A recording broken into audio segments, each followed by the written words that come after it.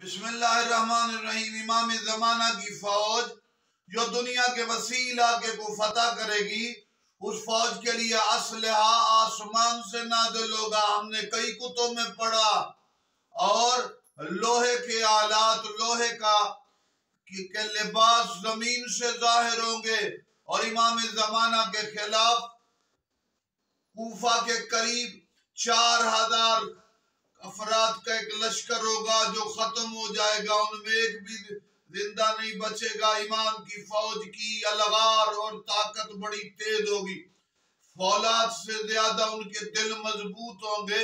مشرق مغرب میں فتح کر کے وہ امام کی فوج امام کی ولایت، حکومت اور سلطنت کا رعب بٹھائیں گے، اور جس کے فوجی اتنے طاقتور ہیں، جس کے غلام اللہ جانے وہ سردار مہدی کے کمالات اور طاقت کی بلندی کا کیا عالم ہوگا۔